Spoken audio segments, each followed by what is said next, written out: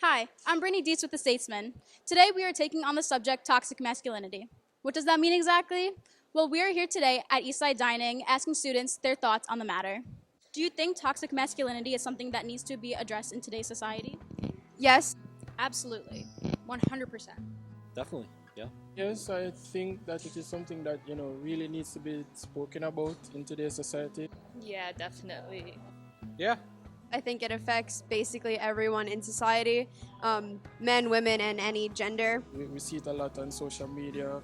We see it a lot on the mainstream media as well. So I personally believe that it's something that should be addressed and should be addressed more in open circles. Because our society runs off of the patriarchy and the power that men hold over other genders in this society. I think the way that we kind of expect men to kind of feel and express their feelings is a way that is totally harmful to society. I think it kind of impacts everyone. It's just not something that becomes internalized, but in many ways becomes externalized and impacts everyone around them and creates hostility. Telling someone just to man up wasn't exactly good for their mental health, The effects of toxic masculinity, a lot of people don't really know about. Lots of men just think it's only affecting women, but it's affecting the way they live too.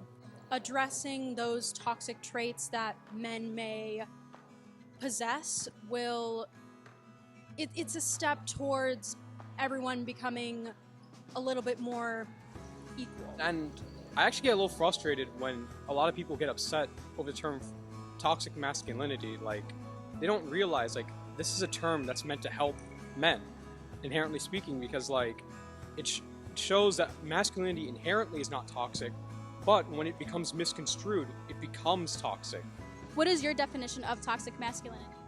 I think it depends on what we're talking about. I think that if we're talking about how it is towards men or how they think of it, it can be how they expect themselves to be or what standards they think that they should live up to. Pre-prescribed notions of what it means to be a man, the inability to express oneself in a true nature is genuine to somebody. Any trait that a person may have that highlights or emphasizes the effects of the patriarchy, the negative effects of the patriarchy on our society.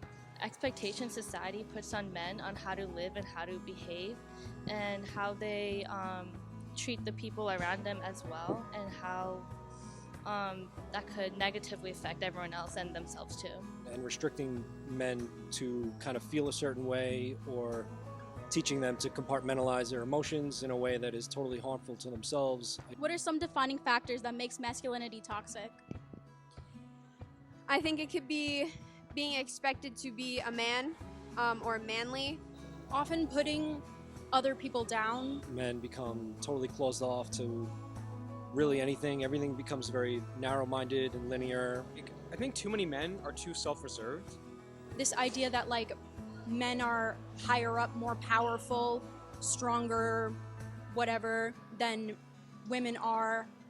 That anything that perpetuates that kind of power dynamic, I would say is toxic. How people say men can't cry, and then they just bottle up all their emotions, and then they what's the word?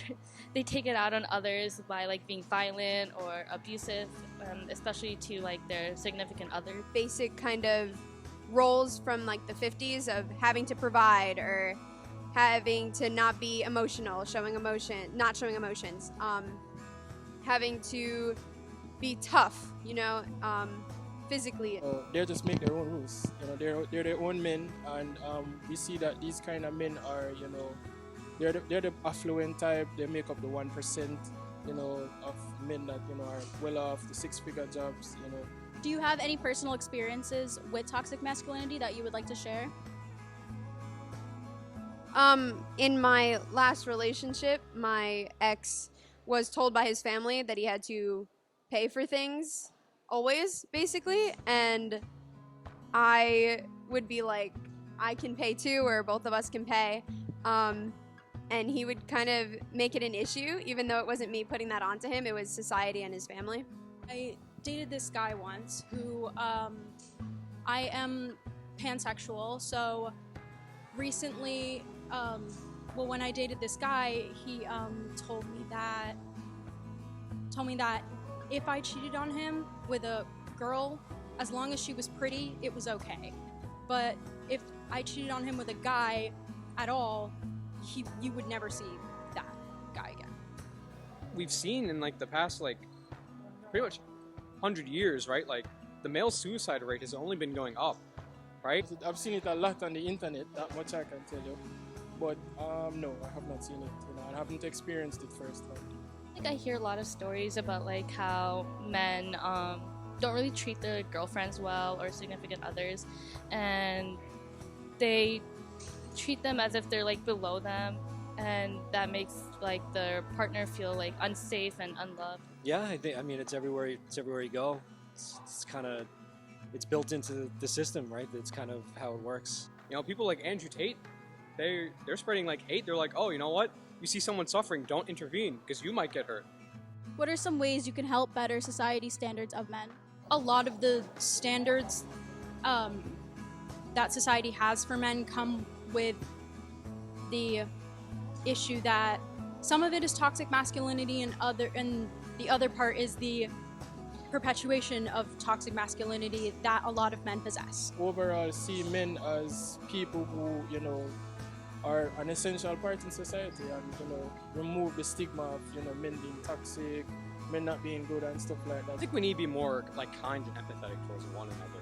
Try to make it like you can tell me your emotions, you could talk to me about things. It's normal, like you can cry, if you're sad, or you don't have to pay for anything. I mean, I start with my friends and people close to me, and I make them realize that whatever they're feeling, it's okay to feel it, and it's okay to express those feelings to whoever, and they shouldn't be penalized, societally or culturally or in any other way to express their feelings. If you just sort of educate more people on traits of toxic masculinity, that will, it's a step in the right direction. It is by no means the full solution, but it's definitely a good step. I feel like men should definitely know that this problem also affects them. And I think we need to hold other men accountable, I think change starts at home, and I try and make the people in my life feel that they are valid and that however they want to express themselves is totally cool. I know a lot of men interpret it as a toxic masculinity as a way to like attack them, but it's just not.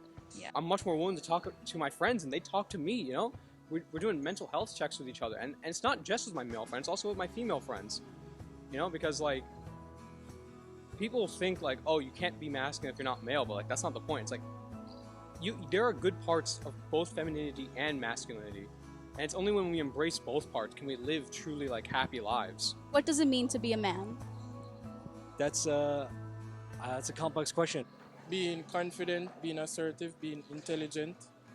It's about being an upstanding member of your community. It's about when somebody needs help, even if they don't ask, sometimes you just gotta help. Having integrity, having good characteristics. I don't know if it can be even just pigeonholed to just a man. I think it's just someone who is confident in themselves, who can kind of be comfortable in uncomfortable situations. Being able to work with other men in your social circle or socio-economic circle. Fighting against what you think is wrong. If you see an injustice, you have to stand up to it. Despite what the world throws at you, you just continue to hold your head up, being stoic, those are my definitions of what it means to be a man. The term toxic masculinity does not condemn manhood. It's not toxic to be a man or to be manly. The first step to addressing toxic masculinity is to realize its negative effects on society and confront it head on. It's important to show men that they do not need to be constrained by societal norms in order to prove themselves as a man. Us, as a society, need to be okay and comfortable with who we are. This is Brittney Dietz for The Statesman, signing off.